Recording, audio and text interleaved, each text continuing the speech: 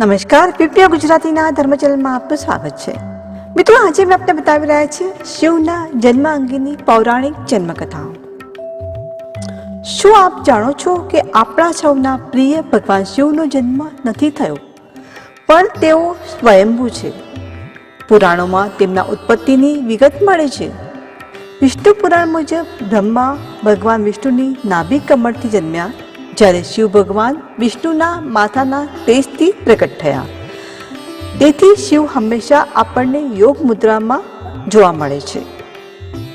શ્રીમદ ભાગવત મુજબ એકવાર જ્યારે ભગવાન વિષ્ણુ અને બ્રહ્મા અહંકારથી અભિભૂત થઈને ખુદને શ્રેષ્ઠ બતાવતા લડી રહ્યા હતા, ત્યારે એક સળગતા થાંભલામાંથી શિવ પ્રગટ થયા.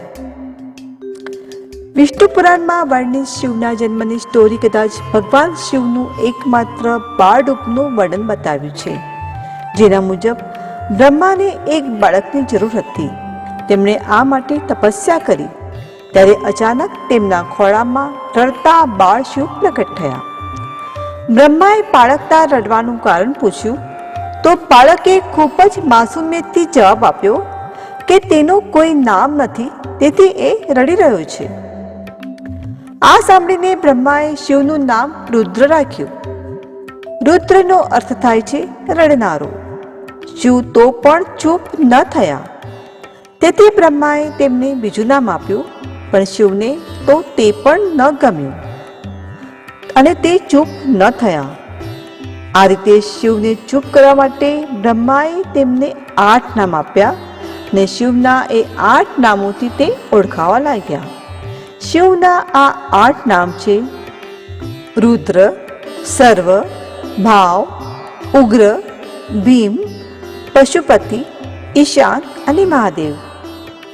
શિવ પુરાણ અનુસાર આ નામ પૃથ્વી પર લખાયેલા હતા.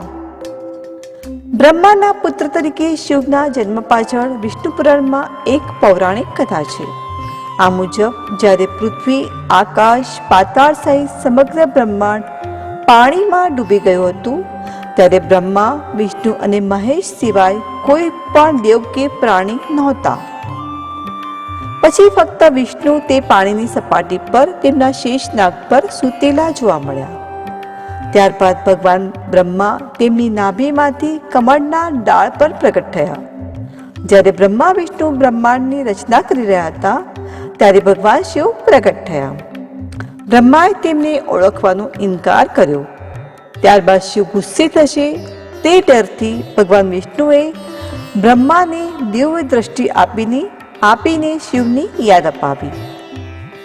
બ્રહ્માજીએ પોતાની ભૂલનો અહેસાસ કર્યો અને તે શિવજીની માફી માંગી અને તેમના પુત્ર તરીકે જન્મ લેવા માટે તેમની પાસે વરદાન માંગ્યું.